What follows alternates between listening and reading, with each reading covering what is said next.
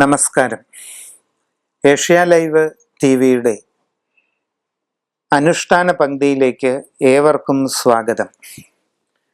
നാം ഇന്ന് ഒരു പ്രത്യേക വിഷയത്തെ പറ്റിയാണ് ചിന്തിക്കുന്നത്. നമ്മുടെ നാട്ടിൻപുറങ്ങളിലെല്ലാം ഒരു കാലത്ത് വളരെ ശക്തമായി നിലനിന്നിരുന്ന ഒരു വിശ്വാസമാണ്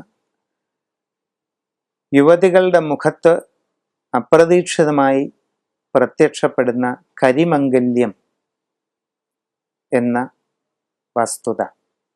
എന്താണ് കരിമംഗല്യം? മുൻപ് ഇല്ലാതിരിക്കുന്നതും വളരെ പെട്ടെന്ന് പ്രത്യക്ഷപ്പെടുന്നതുമായ ഒരു തരം പ്രത്യേക കറുത്ത മറുകാണ് വാസ്തവത്തിൽ കരിമംഗല്യം എന്ന പേരിൽ അറിയപ്പെടുന്നത്.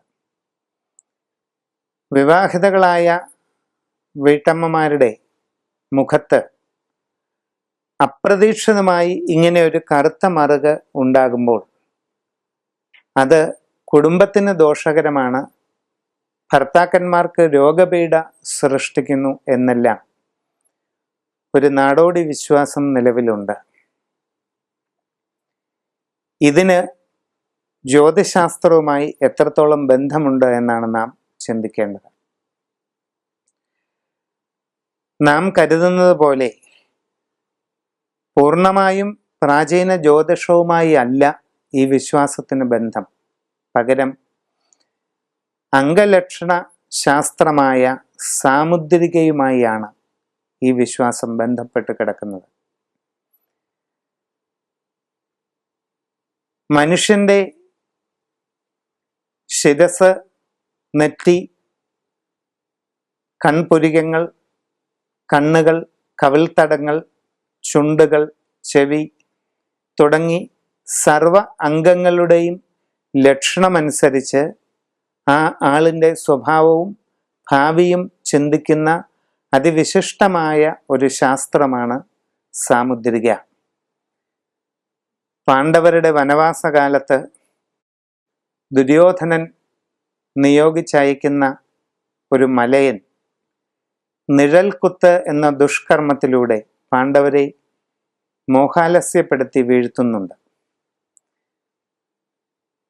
പാണ്ഡവരെ കാണാതെ അന്വേഷിച്ചിറങ്ങിയ മാതാവായ കുന്തിദേവി ഈ രംഗം കാണുകയും അവരുടെ നിലവിളിയും പ്രാർത്ഥനയും അനുസരിച്ച് ഭഗവാൻ കൃഷ്ണൻ അവിടെ എത്തി ഇവർക്ക് ബോധം വീണ്ടും നൽകുകയും ചെയ്യുന്നു.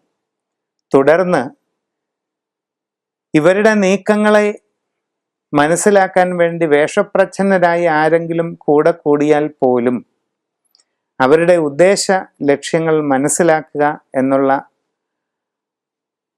ഒരു ആവശ്യത്തിലേക്ക് ശ്രീകൃഷ്ണ ഭഗവാൻ യുധിഷ്ഠിരന് ഉപദേശിച്ചു കൊടുക്കുന്ന ശാസ്ത്രമാണ് സാമുദ്രിക അഥവാ അംഗലക്ഷണ ശാസ്ത്രം. ഈ അംഗലക്ഷണ ശാസ്ത്രപ്രകാരമാണ് കരിമംഗല്യം വന്നാൽ അപ്രതീക്ഷിതമായ ഒരു കറുത്ത മുറുക് മുഖത്ത് രൂപം കൊണ്ടാൽ ഭർത്താക്കന്മാർക്ക് രോഗപീഠ എന്ന് വിശ്വസിക്കപ്പെടുന്നത്. ഇത് അതിപ്രാചീനമായ ഒരു വിശ്വാസ ശാഖയുടെ ഭാഗമായി നിലനിന്ന് പോന്നിരുന്ന ഒരു നാടോടി വിശ്വാസമാണെന്ന് വ്യക്തമായി പറഞ്ഞുകൊള്ളട്ടെ. എന്തായാലും ആ പ്രാചീന വിശ്വാസ ശാഖയിൽ അതിന് പരിഹാരവും പറഞ്ഞിട്ടുണ്ട്. ശ്രീകൃഷ്ണ ഭഗവാനെ നന്നായി ഭജിക്കുക, ശ്രീകൃഷ്ണ ഭഗവാന് അഭിഷേകം, കളഭമുഖം ചാർത്ത് ഇവ നടത്തുക. ശ്രീകൃഷ്ണ ഭഗവാന് ഇളനീര്, പാല് തുടങ്ങിയ വിശിഷ്ട ദ്രവ്യങ്ങൾ കൊണ്ട് അഭിഷേകം നടത്തി കളഭമുഖം ചാർത്ത് നടത്തുക എന്നുള്ളതാണ് കരിമംഗല്യം കാണപ്പെട്ടാൽ ചെയ്യേണ്ടുന്നതായ പരിഹാരമെന്നുകൂടി എല്ലാവരും ഓർക്കുക. നമസ്കാരം.